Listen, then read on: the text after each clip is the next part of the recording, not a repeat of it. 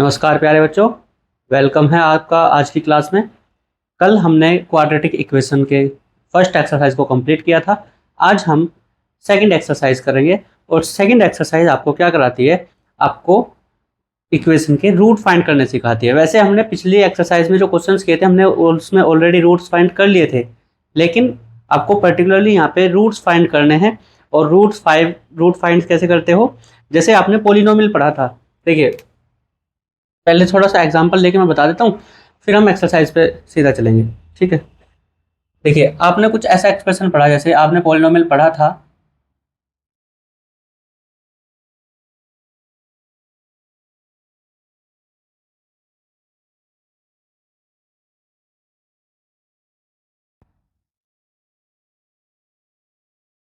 इसको बाद में लिखेंगे जरा।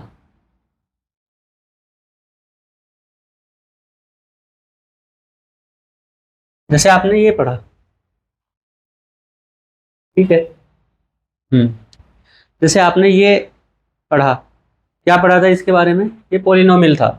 तो पॉलिनोमियल में आप क्या सीख के आए हो, जीरोस फाइंड करना सीख के आए हो। क्या सीख के आए हो, जीरोस फाइंड करना, है ना। तो क्या होता है, हम यहाँ पे x की कोई वैल्यू रखेंगे और ये पॉलिनोमियल की वैल्यू क्या आ जाएगी, जीरो आ जाएगी। मतलब x की कुछ वैल्यू पुट करेंगे, सोल्व करेंगे, और x की वैल्यू पुट करके सोल्व करने पे पॉलिनोमियल की वैल्यू जीरो आ जाएगी। तो वो हमारे क्या होते थे, जीरोस ऑफ द पॉलिनोमियल होते थे। लेकिन हम इक्वेशन को क्या कर लेते हैं, पहले ही इस पॉलिनोमियल को जीरो पुट कर लेते हैं। ठीक है, काम अभी भी वही है, x की किसी वैल्यू के लिए जीरो हो जाएगा। अब हम यहाँ पे इसको क्या बोलते हैं, क्वाड्रेटिक इक्वेशन। जब हम पॉलिनोमियल को वैल्यू फिक्स कर लेते हैं, पॉलिनोमियल की वैल्यू को, तो ये क्या हो जाती है, इक्वेशन हो जाती है। वहां पे जो पॉलिनोमियल के जीरो होते थे वो यहाँ पे क्या बनेंगे, वो यहाँ पे आपके इक्वेशन के रूट बनेंगे, roots of the quadratic equation.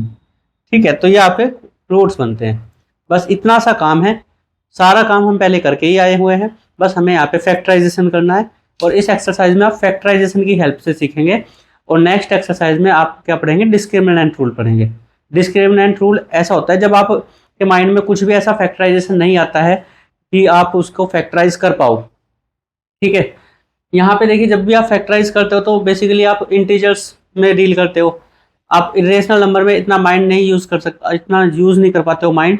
आपको यहाँ पे सारे नंबर इंटीजर दिखाई दे और आपका रूट इरेशनल बन रहा हो, तो ऐसे केसेस के लिए क्या होता है, वो सोचना थोड़ा मुश्किल होता है।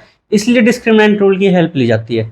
जब आपको ऐसे कोई एक्सप्रेशन फैक्टराइज करने में मुश्किल होती है, तो अब आप क्या किसकी हेल्प लेते हो, डिस्क्रिमिनेंट रूल की। तो वो हमारी नेक्स्ट एक्सरसाइज होगी। इसमें तो हम क्या करेंगे, फैक्टराइज करके ही करेंगे। वैसे इसके फैक्टराइजेशन आप कर सकते हो क्या। देखो, इसकी मल्टीप्लाई इसमें होगी 30, 15 मल्टीप्लाई 2 करेंगे ना, इसकी और इसके कोफिशिएंट की आपस में मल्टीप्लाई होती है, तो ये बनेगा 30। और 30 के ऐसे फैक्टर की प्लस करके क्या आ जाए 13, तो 10 मल्टीप्लाई 3 हो जाएगा। ठीक है, तो ये आप कर लेना आराम से, करना हो तो। अब चलते हैं सीधा एक्सरसाइज पे। एक्सरसाइज बहुत ही ईजी है। हम आज की एक्सरसाइज में फर्स्ट और सेकंड क्वेश्चन को करेंगे। सेकंड क्वेश्चन में इसने कहा है कि एग्जाम्पल 1 को सोल्व करिए, तो मैं पहले आपको फर्स्ट क्वेश्चन के सारे पार्ट कराने वाला हूँ। ठीक है, कोई एक दो पार्ट आपको दे दूंगा होमवर्क के लिए, और सेकंड जो क्वेश्चन है उसको मैं सोल्व कराऊंगा क्योंकि वो थोड़ा अच्छा क्वेश्चन है। ठीक है, चलिए आज शुरू करते हैं। तो एक्सरसाइज 4.2 है।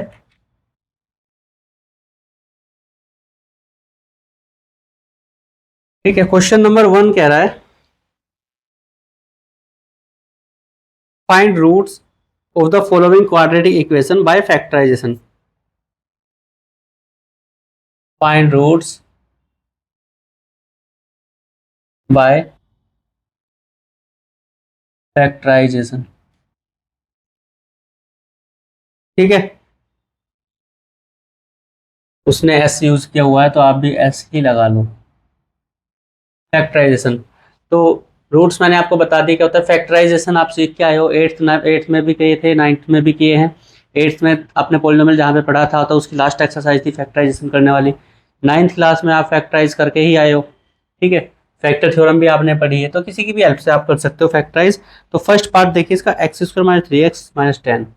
तो पहला पार्ट क्या है इसका, x square minus 3x minus 10 equals to 0। ठीक है, ये हमारी क्या है, क्वाड्रेटिक इक्वेशन है, और इसके हम क्या फाइंड करने वाले हैं, रूट्स। अब देखोगे फैक्टराइज करना क्या होता है, ये जो साइन है इसकी हेल्प से आपको पता चलता है कि आपको फैक्टर आपस में प्लस कराने हैं या माइनस कराने हैं। ये माइनस है तो हमें सब्ट्रैक्ट कराने मतलब डिफरेंस लेना है। यहाँ पे प्लस होता है तो 10 के ऐसे फैक्टर जिनका प्लस करके क्या आता, -3 आता, तो वो हम सिखाएंगे आपको। तो 10 के ऐसे फैक्टर करो जिसका डिफरेंस माइनस करके आएगा, क्योंकि यहाँ पे माइनस है तो माइनस करके 3 आना चाहिए, और 3 भी कैसा, माइनस। पहले तो आप देख लो दो ऐसे फैक्टर जिनका डिफरेंस क्या हो, इसको बोलते हैं डिफरेंस। ठीक है, अगर यहाँ पे माइनस हो तो डिफरेंस लेना है। ठीक है, चलिए देखिए 2 × 5 करेंगे तो कितना होता है 10, और 2 और 5 का अगर हम डिफरेंस ले तो 3 का ही तो डिफरेंस है। देखिए 5 - 2 करोगे तो कितना आएगा, 3 आएगा। तो इन दोनों का डिफरेंस लेने पे 3 आ रहा है। हमें कैसा 3 चाहिए, माइनस का 3 चाहिए। कैसा चाहिए, माइनस का। तो माइनस का 3 आने के लिए हमें माइनस वाले नंबर को बड़ा रखना पड़ेगा। तो इनमें से कौन है, 5 को अगर मैं नेगेटिव ले लूँ तो मेरा साइन माइनस का ही आएगा इनका डिफरेंस लेने पे। तो चलिए करते हैं, x² - 5x माइनस, ये तो इस बार प्लस हो जाएगा क्योंकि डिफरेंस लेना है, और डिफरेंस तब लिया जाता है जब एक नंबर हमारा पॉजिटिव हो और दूसरा उसके अपोजिट साइन का हो, नेगेटिव का। एक पॉजिटिव एक नेगेटिव, ठीक है, तब लिया जाता है डिफरेंस। दोनों के सेम साइन होंगे तब डिफरेंस नहीं लिया जाता है। ठीक है, सेम साइन होते हैं तो वो आपस में ऐड हो जाते हैं, ये आपको याद रखना है अगर आपको नहीं पता है तो।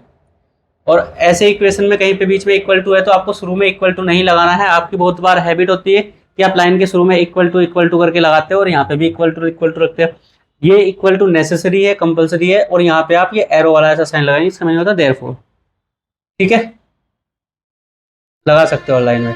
तो चलिए कॉमन लीजिए, पहले वाली टर्म में क्या कॉमन है, एक्स कॉमन है। एक्स के अलावा कोई भी फैक्टर कॉमन नहीं है, तो यहाँ पे क्या बचेगा, एक एक्स बाहर गया तो दूसरा एक्स बचा। यहाँ से 5x है, 5x में से x बाहर चला गया तो मल्टीप्लाई में कौन है, 5 है, तो वही बचेगा माइनस का 5। यहाँ देखिए ब्रैकेट ऐसा बनाना है तो आप क्या काम करो, पहले ऐसा ये ब्रैकेट ही लिख लो। ठीक है, क्योंकि जब हम फैक्टराइज करते हैं तो ये वाला ब्रैकेट और ये वाला ब्रैकेट सेम बनते हैं। तो आपने जब यहाँ पे कॉमन ले लिया है तो आप यहाँ से भी क्या करो, इसके जैसा ब्रैकेट यहाँ पे लिख लो और फिर यहाँ से कॉमन लो। अब देखिए ऐसा ब्रैकेट बनाने के लिए x यहाँ पे, x के साथ में कौन है, 2 है, तो अगर मैं x के साथ का 2 बाहर ले जाऊँ तो इजीली ये मेरा फैक्टराइज हो गया है। ठीक है, और यहाँ पे 0। अब दोनों में से क्या करो, x - 5 बाहर कॉमन ले लो, और बचेगा क्या, यहाँ से बचा x, और इस वाली टर्म में से क्या बच गया, +2, और ये दोनों से लिखेंगे। तो अब हम यहाँ पे लिखेंगे इधर x - 5 = 0, तो x इक्वल टू क्या हो जाएगा, 5 हो जाएगा, और x + 2 = 0, तो x इक्वल टू क्या हो जाएगा, -2 हो जाएगा। ठीक है, तो अब हम यहाँ पे नीचे लिखेंगे देयरफॉर करके लिख देंगे, therefore x = -2 and 5 are the roots of the quadratic equation. ठीक है, ये ऐसा हो जाएगा बस, और ये आपका क्या हो गया, आंसर हो गया। तो इस तरीके से करना है फैक्टराइज। बहुत बार आप ये फैक्टराइजेशन करते आए हो, और 3 साल से आप ये फैक्टराइजेशन कर रहे हो, तो इसलिए आपको ये फैक्टराइजेशन में कोई दिक्कत नहीं होनी चाहिए। यहाँ पे तो ये बिल्कुल सिंपल और इजी फैक्टराइजेशन था। अभी आपको मैं इरेशनल नंबर वाला भी कराऊंगा, लेकिन पहले हम इसका करते हैं सेकेंड पार्ट। देखिए इस बार तो क्या था, इस बार x के साथ में कोई भी नंबर नहीं था तो बस इसी को फैक्टराइज कराना पड़ा था। इस बार जब हम सेकंड क्वेश्चन करेंगे, इसका सेकंड पार्ट में यहीं पे कर रहा हूँ जिससे मैं आपको कंपेयर करके बता सकूं। ठीक है, कंपैरिजन करके पढ़ना क्या होता है, बेस्ट होता है। तो 2x² + x - 6 = 0। ठीक है, ये है, तो इसके फैक्टराइज करने हैं। देखिए यहाँ पे तो x के साथ में कोई भी कोफिशिएंट नहीं था। जब आपको x के साथ कोई कोफिशिएंट दिखाई दे तो आपको इसकी मल्टीप्लाई करानी है किसके साथ, कांस्टेंट के साथ, और वो भी कहाँ पर, रफ में, रफ वर्क में। ठीक है, तो रफ वर्क में आपको क्या कराना है, 2 × 6, तो क्या हो जाएगा ये 12। और अब आपको 12 के ऐसे फैक्टर करने हैं, यहाँ पे क्या है, नेगेटिव साइन है, तो क्या है इसका मतलब, डिफरेंस है। क्या लेना है, डिफरेंस लेना है। तो 12 के ऐसे फैक्टर ढूंढो जिनका डिफरेंस कितना हो जाए, इसका कोफिशिएंट हो जाए। किसका कोफिशिएंट? एक्स का कोफिशिएंट। यहाँ पे जब कुछ नहीं दिखाई दे रहा तो इसका मतलब क्या है, यहाँ पे 1 है, तो डिफरेंस क्या आना चाहिए? 1 आना चाहिए। ठीक है, तो 12 के ऐसे फैक्टर देखो जरा, 12 के फैक्टर क्या क्या होते हैं, चलो यहाँ पे मैं बाद में रफ कर दूंगा। 12 के फैक्टर देखो, मैं 12 को लिख सकता हूँ 1 × 12, ये भी 12 आएगा। 12 को लिख सकता हूँ 2 × 12, ये हमने यहाँ पे किया ही है। और मैं कर सकता हूँ 3 × अरे 2 × 12 कैसे हो जाएगा, 2 × 6 होगा, 3 × 4 हो जाएगा। आगे कोई फैक्टर ऐसा देखो, अगर इससे आगे जाएंगे तो 6 × 2, ये वापस यही आ गया घूम के। ठीक है, तो रिपीटेशन नहीं करते हैं जब हम फैक्टराइज करते हैं। तो ये आपका मल्टीप्लिकेशन मेथड है फैक्टर्स फाइंड करने का, आपने पढ़ा होगा 5th-6th क्लास में अगर आपने ध्यान से पढ़ाई की है तो। चलिए ये देखिए, ये हमें ऐसे नंबर मिल गए जिनका डिफरेंस लेंगे तो 1 आएगा। देखिए डिफरेंस 1 लेंगे, 4 - 3 कर लो या 3 - 4 कर लो। इससे करेंगे तो प्लस का 1 आएगा, इससे करेंगे तो माइनस का 1 आएगा, लेकिन डिफरेंस 1 का ही है। ठीक है, नंबर लाइन पे अगर मैं नंबर लाइन पे जाऊं, यहाँ पे 3 है और यहाँ पे 4 है, यहाँ कहीं 0 होगा, तो 3 और 4 का जो डिफरेंस है वो कितना है? 1 है। अगर ये बात आपको ऐसे समझ में नहीं आती है नंबर से, तो आपको क्या करना है, नंबर लाइन के ऊपर देख लेना है। ठीक है, डिफरेंस 1 होना चाहिए। तो चलिए, अब हमें ऐसे नंबर्स मिल गए जिनका डिफरेंस क्या है? 1 है। ठीक है, तो जब हमें ऐसे नंबर्स मिल गए हैं तो अब हम क्या करेंगे, इसको आगे बढ़ाएंगे क्वेश्चन को। तो 2x², टर्म स्प्लिटिंग बोलते हैं इस मेथड को। ये प्लस का चाहिए, पॉजिटिव चाहिए, तो हमें पॉजिटिव वाला नंबर बड़ा रखना पड़ेगा। तो मतलब क्या है हुआ कि 4x को मैं पहले लिखूंगा, -3x करूंगा। देखो यहाँ पे भी डिफरेंस है, तो हमें डिफरेंस लेने के लिए एक पॉजिटिव रखना पड़ता है, एक नेगेटिव रखना पड़ता है, तभी डिफरेंस ले पाते हैं। =0। अब इसमें से कॉमन लेंगे तो क्या आएगा? देखो यहाँ पे नंबर्स में भी देखो, कोफिशिएंट में भी क्या है, कॉमन फैक्टर 2 है, तो 2 भी बाहर आ जाएगा। x कॉमन है, x भी बाहर आ जाएगा। अंदर क्या बचा?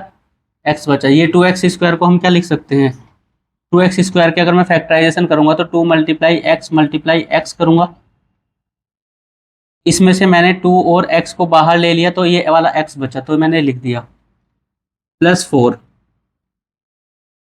अब इसमें से करो, देखो क्या कॉमन है।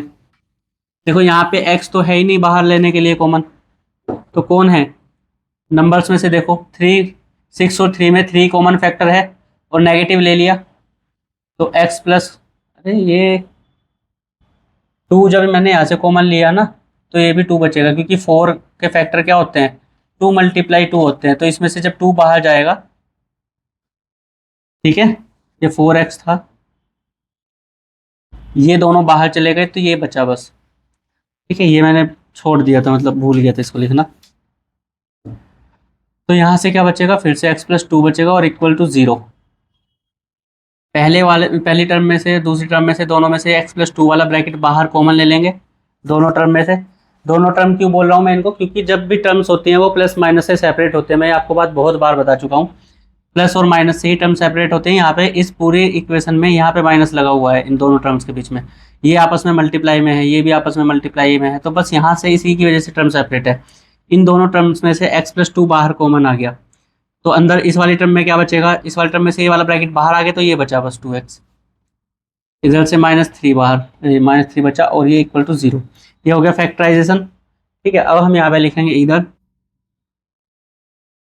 x + 2 = 0, तो x = -2 और 2x - 3 = 0, तो 2x = कितना हो जाएगा, 3, तो x की वैल्यू कितनी हो जाएगी, ये हो जाएगी 3/2 हो जाएगी। तो हम यहाँ पे लिखेंगे देयरफॉर, आप अगर चाहो तो ऐसे भी लिख सकते हो देयरफॉर, या 100 भी लिख देना इसकी देयरफॉर की जगह, इतना कोई प्रॉब्लम है नहीं। Therefore x = -2 and 3/2 are the roots of the quadratic equation. दा लिख लेना यहाँ पे, ठीक है, roots of the quadratic equation. तो ये ऐसे फैक्टराइजेशन होना था। देखो दोनों में कंपेयर कर लेते हैं एक बार जल्दी से। यहाँ पे क्या है, पहले तो इस इक्वेशन में आप देखोगे x के साथ में, x² के साथ में कोई भी कोफिशिएंट टर्म नहीं है। ठीक है, तो इस केस में तो आपको केवल ये कांस्टेंट टर्म के ही ऐसे फैक्टर कराने हैं जिससे क्या हो जाए, जिससे इनका यहाँ पे साइन देखना है, उस फैक्टर का जो भी यहाँ पे साइन है, अगर ये माइनस का साइन है तो डिफरेंस लेना है, प्लस का साइन है तो उनको सम करना है, प्लस करना है, ऐड करना है।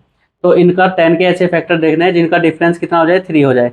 तो हमें ऐसे फैक्टर मिले 5 एंड 2, लेकिन हमें टर्म यहाँ पे कैसे चाहिए थी, नेगेटिव चाहिए थी। हमने क्या किया, नेगेटिव नंबर बड़ा रखा।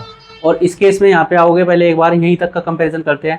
इसमें यहाँ पे एक्स स्क्वायर का कोफिशिएंट है 2, तो जब भी एक्स स्क्वायर का कोफिशिएंट दिखाई दे तो इस कोफिशिएंट को कांस्टेंट टर्म के साथ मल्टीप्लाई कराएंगे रफ में, जो भी आएगा फिर हमें उसके फैक्टर कराने हैं। यहाँ पे तो हमें केवल इसी के फैक्टर कराने होते थे कांस्टेंट के, लेकिन यहाँ पे हमें इन दोनों के प्रोडक्ट के फैक्टर कराने हैं। ठीक है, इसके ऐसे फैक्टर कराने हैं। यहाँ पे क्या है, माइनस, तो इनका डिफरेंस कितना आना चाहिए, इनका डिफरेंस लेना है। 12 के फैक्टर्स का क्या लेना है, डिफरेंस। और यहाँ पे x का कोफिशिएंट क्या है, कुछ भी नहीं लिखा हुआ था तो हम 1 लिख सकते हैं इसको। तो x इसके 12 के ऐसे फैक्टर कराने हैं जिनका डिफरेंस 1 आए, और 1 भी कैसा, पॉजिटिव। यहाँ पे हमें कैसा चाहिए था, डिफरेंस नेगेटिव चाहिए था। तो जब हमें डिफरेंस नेगेटिव चाहिए था तो हमने क्या किया, हमने बड़े वाला नंबर 5 को नेगेटिव लिया। यहाँ पे हमें पॉजिटिव चाहिए था तो हमने पॉजिटिव वाले नंबर को बढ़ा लिया। ठीक है, 4 लिया। और फिर डिफरेंस के लिए इसका अपोजिट साइन क्या है, क्योंकि डिफरेंस तभी होता है जब हम अपोजिट साइन यूज करते हैं। ये हमने नेगेटिव रखा है तो इसका अपोजिट साइन पॉजिटिव है, तो दूसरे वाले नंबर को पॉजिटिव रखना पड़ेगा। इस ये प्लस का है तो इसका अपोजिट साइन नेगेटिव है, तो डिफरेंस लेने के लिए इसका दूसरा नंबर नेगेटिव रखना पड़ेगा, तब ये डिफरेंस लिया जाएगा। और बस बाकी आगे की कहानी आपने देखी है, वो तो सेम है। ठीक है, चलिए 2 दोनों पार्ट हो गए इसके। अब हम करते हैं इसका थर्ड पार्ट। तब तक आप कोशिश करिए थर्ड पार्ट करने की, और थर्ड पार्ट इजी है। अगर आप पहली बार ऐसा क्वेश्चन देख रहे हैं तो कोई बात नहीं, लेकिन फिर भी एक बार ट्राई करिए।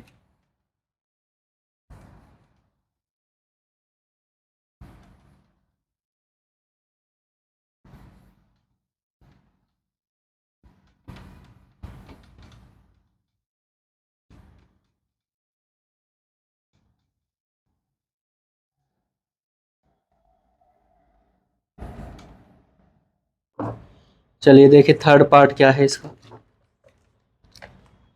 और ये इरेशनल नंबर वाले क्वेश्चन ज्यादा आसान होते हैं एज कंपेयर टू जिसमें आपको इंटीजर्स दिखाई दें। अभी बताऊंगा ऐसा क्यों बोल रहा हूं मैं।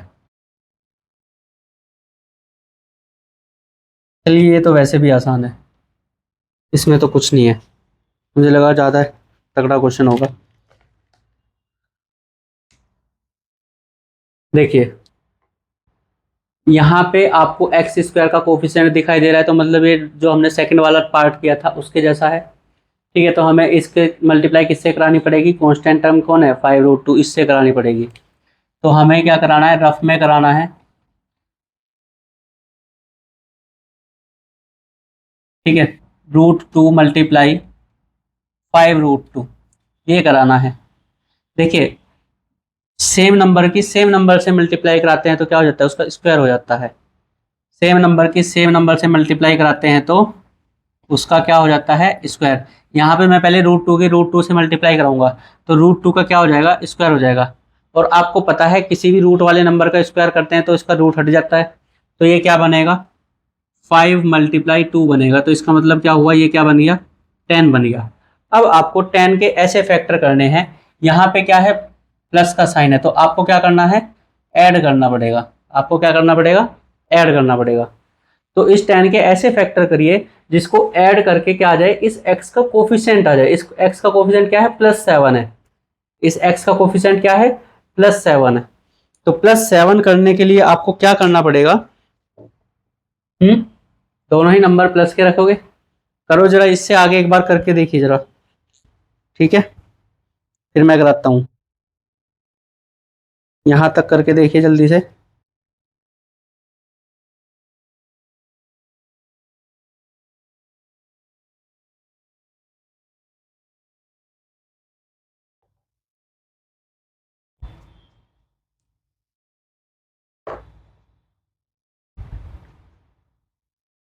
हो गया, चलिए देखिए।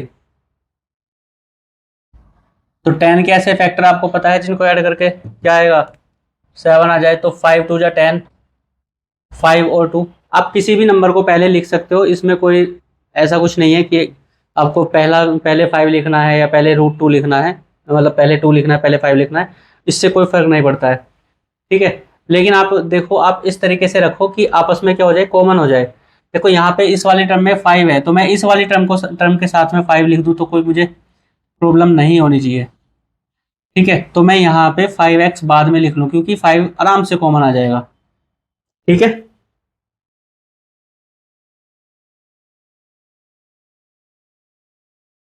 ये देखिए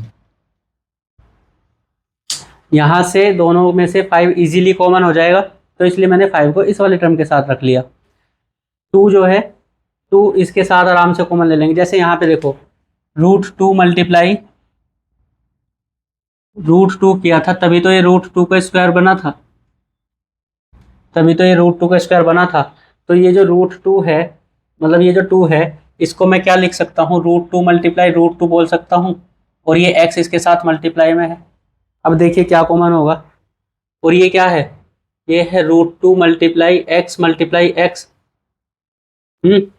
इसको हम फैक्टराइज करेंगे तो ये आएगा। तो देखो इन दोनों में से कॉमन क्या क्या है, एक तो ये √2 कॉमन आ गया, दोनों में है। एक ये x दोनों में है, अरे क्या लिख दिया ये x दोनों में है। ठीक है, तो यहां से √2x बाहर कॉमन ले सकते हैं। अंदर क्या बचेगा, इसमें से तो ये x बचा, बीच में प्लस है, और यहां से √2 बचा, तो x प्लस √2। ठीक है, समझ आया होगा। मैंने आपको पहले ही बताया था, इसके जैसा ब्रैकेट आप आगे लिख दो, आपके लिए आसान हो जाएगा काम। और जो भी है x के साथ में यहाँ पे क्या है, 5 है, उसको बाहर कर दो फिर, और इक्वल टू 0।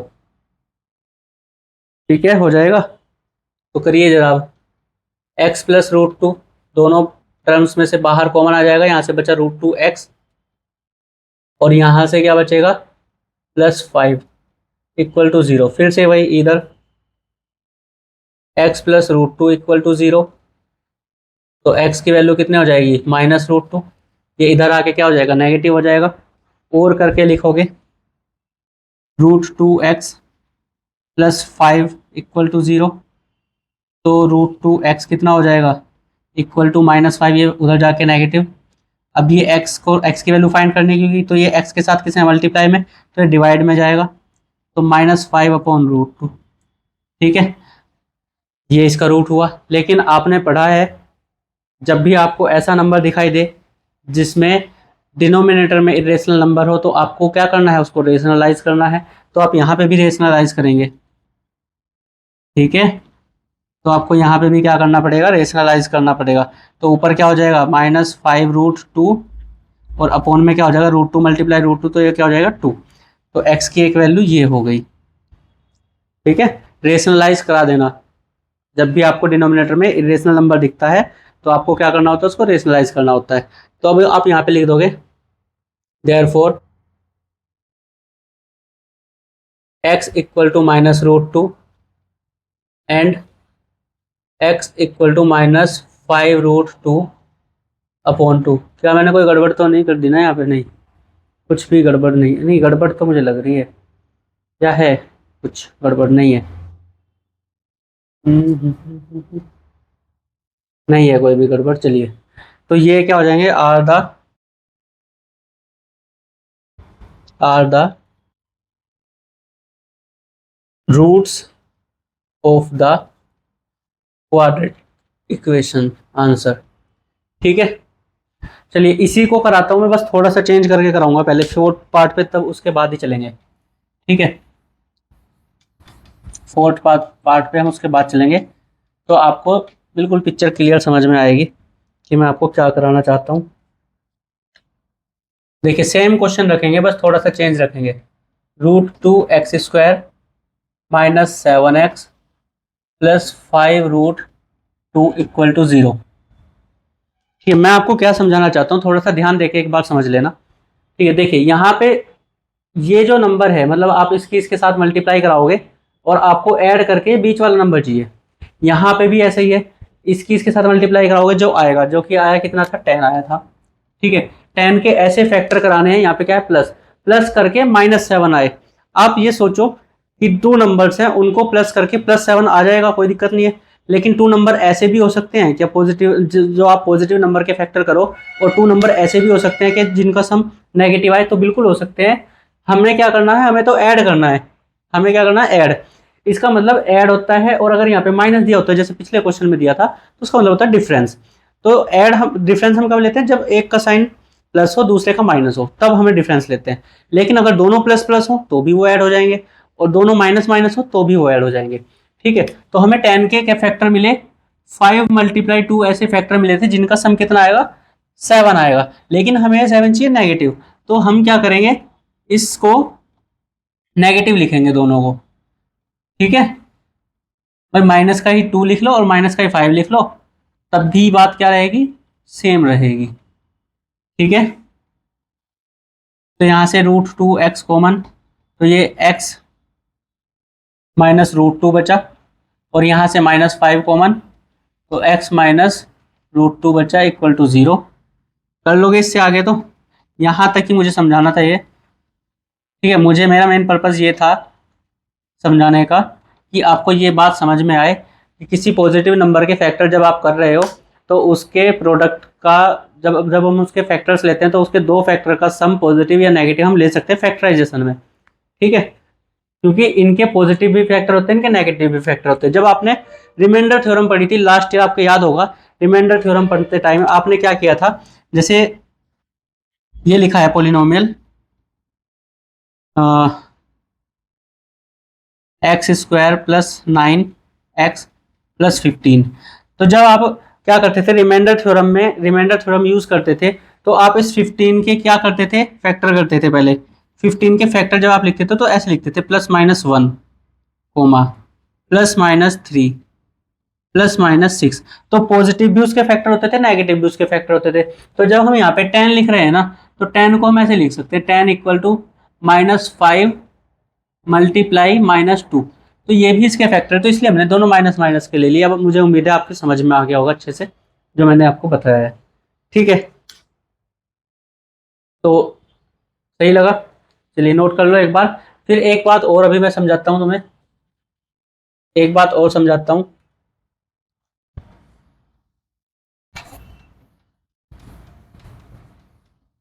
मजा आएगा सुन के, क्योंकि जो थोड़ा बहुत आपका डाउट होता है ना, मैं नहीं चाहता हूँ कि आपका कोई डाउट यहाँ से बचे। कई बार क्या डाउट होता है, अभी मैंने आपको कहा कि मैंने 5 इसके साथ ले लिया कि यहाँ से इजीली आ जाएगा बाहर कॉमन। ठीक है, तो आपके माइंड में भी कंफ्यूजन कई बार आ जाता है कि हम किस फैक्टर को पहले लें और किस फैक्टर को बाद में लें। तो इससे कोई आपके ऊपर फर्क नहीं पड़ता है। आपने यहाँ पे पहले 2 लिया था, आप चाहो तो पहले 5 को ले लो। ठीक है, यही सेम क्वेश्चन मैंने एज इट इज यहाँ पे लिया है, तो देख लो एक बार। √2x² + 5x + 2x + 5√2 = 0। आपका आंसर अलग आएगा, लेकिन क्वेश्चन सही होगा, क्वेश्चन गलत नहीं होगा। ठीक है, और हो सकता है आंसर भी सेम ही आए। चलिए देखो जरा, यहाँ पे मैंने क्या किया था, 2x को पहले ले लिया था इसके साथ इजीली कॉमन लेने के लिए, और 5 को इसके साथ ले लिया था इजीली कॉमन लेने के लिए। लेकिन इस बार मैंने इनका क्रम चेंज कर दिया है, ऑर्डर चेंज कर दिया है। तो अब आप देखिए यहाँ से क्या कॉमन है, यहाँ से केवल x ही कॉमन रह गया है। तो अंदर क्या बचेगा, √2x बचेगा यहाँ से, और यहाँ से क्या बचेगा, +5 बचेगा। और यहाँ से क्या कॉमन बचेगा, यहाँ से क्या कुछ कॉमन है, ये √2 कॉमन है। देखो यहाँ से 2 को हम क्या लिख सकते हैं, √2 मल्टीप्लाई √2 मल्टीप्लाई x। इसके फैक्टर ये हो गए, और इसके फैक्टर आप जानते ही हो। तो केवल √2 कॉमन आएगा, तो यहाँ से क्या बचेगा, ये √2 कॉमन आ गया, तो अंदर बचा √2x, और यहाँ से क्या बचेगा, +5 = 0।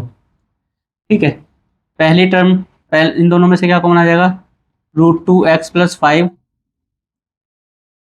× x + √2 = 0। अब हम यहाँ पे लिखेंगे इधर √2x + 5 = 0। तो ये √2x की वैल्यू कितनी हो जाएगी, -5 हो जाएगी। तो x की वैल्यू क्या हो जाएगी, -5/√2। ठीक है, ये हो जाएगी। अपोन में √2 दिख गया है, तो अपोन में इरेशनल नंबर है डिनोमिनेटर में, तो आपको क्या करना पड़ेगा, रेशनलाइज करना पड़ेगा। तो √2 से ऊपर नीचे क्या कराओगे, मल्टीप्लाई। ठीक है, तो क्या हो जाएगा, ये अपोन में 2 बन जाएगा, और ये ऊपर क्या हो जाएगा, -5√2। और करके लिखोगे, और x + √2 = 0। तो x की वैल्यू कितनी आ जाएगी, -√2। तो ये सेम लाइन चिपका देना, सेम आंसर आया है। ठीक है, किसी किसी केस में ऐसा हो सकता है कि आपका आंसर अलग अलग आए, लेकिन उसमें घबराना नहीं है। आपने अगर मेथड सही किया है ठीक है, इससे करो, इससे मतलब किसी को भी आगे पीछे ले लो, कॉमन वगैरह सही लिया है, प्लस माइनस की गलती नहीं की है, तो आपके फुल मार्क्स मिलेंगे, उससे आपको नंबर्स पे कोई इफेक्ट नहीं पड़ेगा। ठीक है, चलिए देख लो, उम्मीद है समझ में आ गया। वो दोनों को कंपेयर कर लेना, यहाँ पे थोड़ी देर वीडियो को रोक के देख लेना कि इसमें हमने क्या किया है, इसमें हमने क्या किया है। इन बस इसका चेंज किया है, इनको आगे पीछे लिया है। इससे पहले क्या कंपैरिजन किया था, इससे पहले इस वाले साइन का कंपैरिजन किया था, जबकि इन दोनों के साइन क्या थे, सेम थे। ठीक है, सेम नंबर थे, सेम साइन थे, केवल इस वाले साइन के ऊपर क्या डिफरेंस था वो हमने किया था। तो ये आपको ध्यान से एक बार पढ़ लेना है। ठीक है, मुझे उम्मीद है आपकी समझ में आ गया होगा। एक बार फोर्थ पार्ट करते हैं और फिफ्थ पार्ट आपके लिए होमवर्क रहेगा। ठीक है, फिफ्थ पार्ट आपके लिए क्या रहेगा, होमवर्क रहेगा। चलिए एक बार फोर्थ पार्ट को आप ट्राई करिए जरा, आसान है, कोई मुश्किल नहीं है।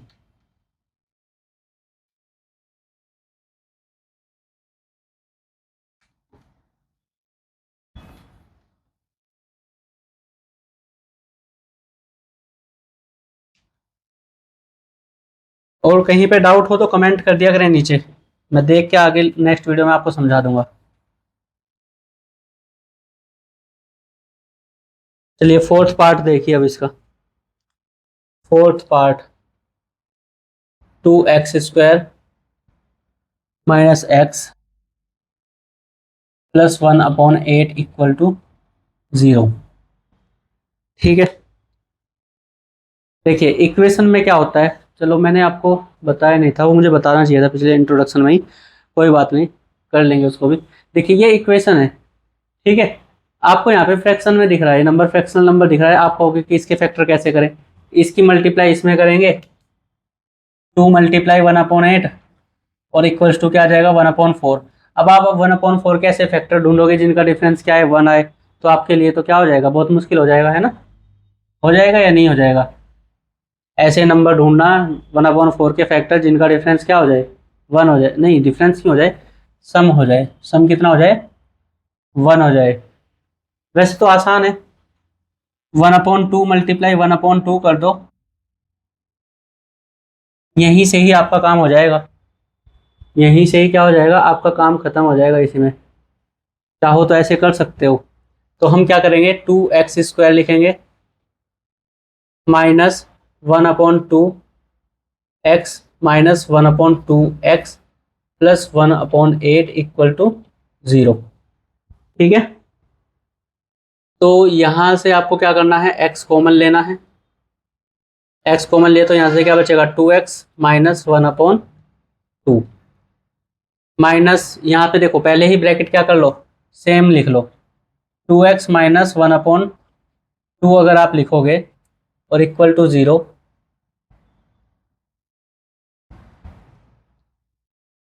यहाँ से मैंने इसको ब्रैकेट को सेम लिख लिया क्योंकि आने ही सेम चाहिए, ब्रैकेट ब्रैकेट सेम आएंगे तभी तो आप ब्रैकेट को बाहर कॉमन लोगे। तो अब आप देखो यहाँ पे x के साथ में कौन है, 2 है, और यहाँ पे क्या है, अपॉन में 4 है, यहाँ पे क्या है, अपॉन सॉरी अपॉन में क्या है, 1/2 है, और हमें क्या चाहिए, ऊपर भी 2 चाहिए।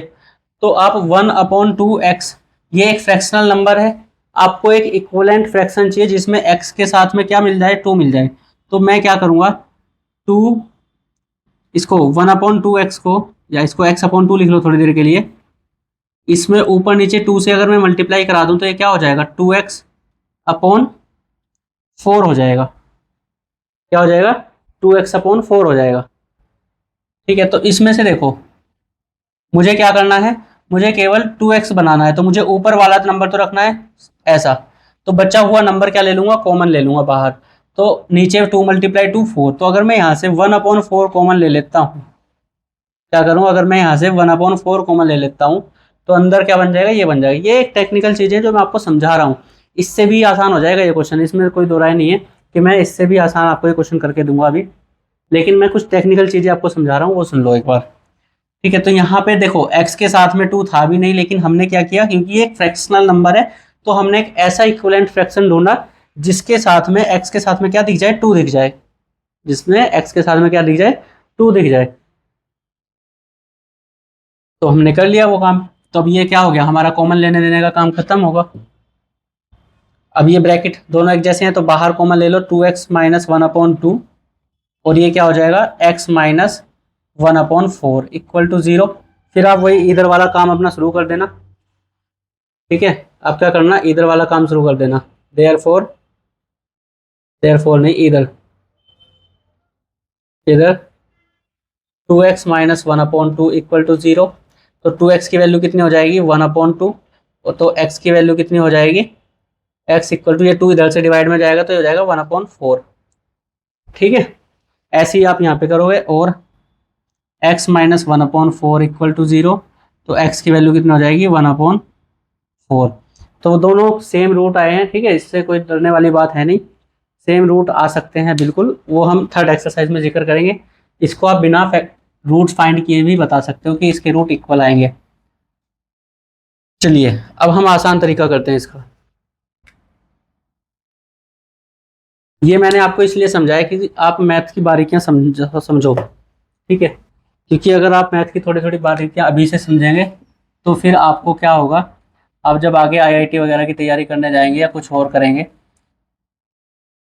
जब बायो भी लेंगे उसमें फिजिक्स आती है, वहाँ पे कैलकुलेशन करेंगे, तो आपके अंदर इतनी सोचने की एबिलिटी डेवलप हो जाएगी, थिंकिंग एबिलिटी, कि आप ये प्रॉब्लम्स को टैकल कर पाओ। अब देखिए क्या होता है, इक्वेशन में मैंने आपको इक्वेशन सोल्व करना बताया था, आप इसमें एलसीएम ले सकते हो। इसके अपॉन में कोई टर्म नहीं है, 1 लिख लो, इसके अपॉन में कोई टर्म नहीं है, 1 लिख लो। तीनों का एलसीएम क्या हो जाएगा, 8 हो जाएगा। तो इसमें किसकी मल्टीप्लाई होगी, 2x² में 8 की मल्टीप्लाई हो जाएगी। माइनस एक्स में किसकी मल्टीप्लाई हो जाएगी, 8 की हो जाएगी। और इसके अपॉन में तो 8 है ही है, तो खुद ही, तो ये क्या हो जाएगा, 1 इक्वल टू 0। इसकी इधर मल्टीप्लाई कराओगे तो वो क्या हो जाएगा, 0 हो जाएगा। अब इसको सोल्व करो, 8 टू जा 16x² minus 8x plus 1 equal to 0। अब देखिए ऐसे क्वेश्चन आप पीछे से करते आ रहे हो पहले। वैसे तो अगर आप देखोगे, क्या है, किसी का होल स्क्वायर बन रहा है, नहीं बन रहा है, नहीं बन रहा तो कोई बात नहीं। वैसे x प्लस 1/4 का होल, क्योंकि ये सेम आया है ना, तो ये x-1/4 का होल स्क्वायर बनना चाहिए। ठीक है, चलिए देखते हैं, अभी तो करेंगे पहले। x का कोफिशिएंट 16, इस 16 की मल्टीप्लाई कांस्टेंट टर्म से, भले ही वो 1 हो, तो 1 मल्टीप्लाई 16 आपको क्या करना है, रफ में करना है। ये क्या करना है, रफ वर्क करना है। ठीक है, और ये एरो पेपर में लगा के मत आ जाना, ऐसे ऐसे एरो। तो 16 के ऐसे फैक्टर करो, यहाँ पे क्या है, प्लस करके क्या आना चाहिए, 8 आना चाहिए। 16 के ऐसे फैक्टर की प्लस करके 8 आ जाए तो कौन है, 4 4 जा 16। ठीक है, दोनों ही नंबर सेम है। और प्लस करके कैसा नंबर आएगा, नेगेटिव आएगा, तो हमें दोनों ही क्या करने हैं, माइनस के। तो हम फैक्टर ये भी लिख सकते हैं, -4 मल्टीप्लाई -4। ठीक है, ये दोनों हमारे फैक्टर होंगे। तो 16x² -4x plus 1 equal to 0।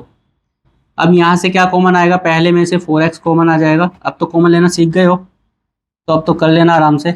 और यहाँ से -1 बचा। अब फिर यहाँ आगे क्या करो, ब्रैकेट लिख लो पहले ऐसा ही, क्योंकि सेम ब्रैकेट बनेगा, और सेम ब्रैकेट बनेगा तभी कॉमन ले पाओगे। ठीक है, तो क्या कॉमन लूँ, देखो जरा, 4x प्लस 1 था यहाँ पे, तो अंदर साइन चेंज हो गया, तो मतलब -1 कॉमन ले लूँ बाहर, ब्रैकेट के अंदर साइन चेंज हो जाएंगे। तो क्या बना, ब्रैकेट बाहर कॉमन, 4x -1, और यहाँ से क्या बचा, 4x और -1 इक्वल टू 0। इसका होल स्क्वायर बना, ये 4x -1 का होल स्क्वायर बन गया। देखो दोनों टर्म, दोनों ब्रैकेट एक जैसे हैं। ठीक है, तो इसीलिए इसका होल स्क्वायर बना है 4x -1 का। तो आप क्या करो, यहाँ पे लिख लो इधर 4x -1 इक्वल टू 0, तो 4x इक्वल टू 1 और x इक्वल टू 1/4। और दूसरे ब्रैकेट को भी लिखो, दोनों ब्रैकेट सेम है ना, तो इसलिए लिखोगे यहाँ पे। तो x की वैल्यू कितनी आ गई, 1/4। अब वो लिख लेना, therefore x equal to 1/4 and 1/4 और ये लिखने हैं। आप ये वैल्यू सेम देख के ना, ये मत सोच लेना कि ये एक वैल्यू लिख दी तो काम खत्म हो जाएगा। दो वैल्यू अगर सेम आ रही है तो 2 बार लिखनी है वो, क्योंकि x की पावर 2 है तो इसके 2 रूट्स होंगे, डिग्री 2 है तो रूट्स 2 होंगे, 2 से ना कम ना ज़्यादा। ठीक है, तो x के कितने रूट हैं, यहाँ पे 2 रूट्स हैं, बेशक वो सेम आए हैं। समझ गए, चलिए फिफ्थ क्वेश्चन आपके लिए होमवर्क है। फिफ्थ क्वेश्चन आपके लिए होमवर्क है, इन दोनों मेथड में कंपेयर कर लेना।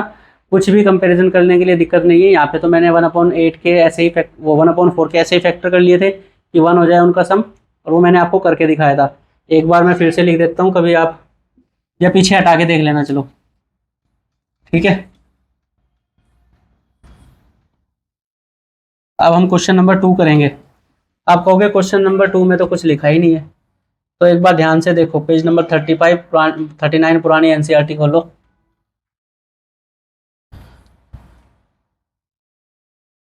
और करो क्वेश्चन नंबर 2 करेंगे अब। बहुत आसान सा क्वेश्चन है, इम्पोर्टेंट है करने के लिए और बहुत कुछ सीखने के लिए, ठीक है। जल्दी से करो।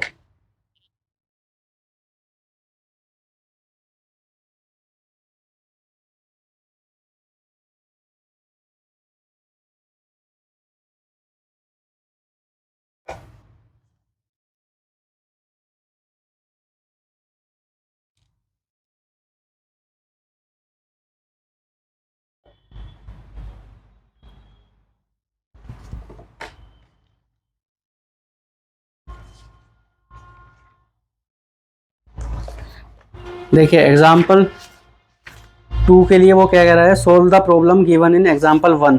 तो एग्जाम्पल 1 आपका 39 नंबर पेज पे लिखा हुआ है। वैसे तो इसका सॉल्यूशन गिवन है यहाँ पे, ठीक है, सॉल्यूशन गिवन है और ऐसे ही करना है, यही मैं लिखवाऊंगा।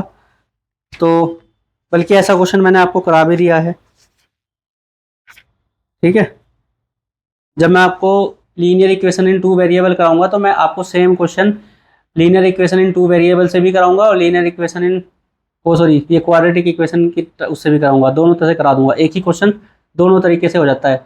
तो आपको अगर एग्जाम में लिखा हुआ दिखाई दे कि अगर उसने पर्टिकुलर कहा है कि क्वाड्रेटिक इक्वेशन की हेल्प से सोल्व करिए, या फिर पर्टिकुलरली लिखा है कि लीनियर इक्वेशन इन 2 वेरिएबल की हेल्प से सोल्व करिए, तब तो आप उसी के अकॉर्डिंग करोगे। अदरवाइज आपको जौन सा मेथड अच्छे से आता है, जिसमें आप कंफर्टेबल हो, आप उससे करेंगे तो कोई प्रॉब्लम नहीं होगी, ठीक है। चलिए, तो आज के वीडियो में हम इतना ही रखते हैं। क्वेश्चन नंबर जो बच गए हैं इसके 3-4 क्वेश्चन, वो हम अपनी नेक्स्ट वीडियो में करेंगे। सेशन अच्छा लगा हो तो लाइक शेयर सब्सक्राइब तीनों चीज़ें करना है एक साथ, ठीक है। अपने दोस्तों के साथ शेयर ज़रूर करें। और चलिए, थैंक यू, आज की क्लास में इतना ही।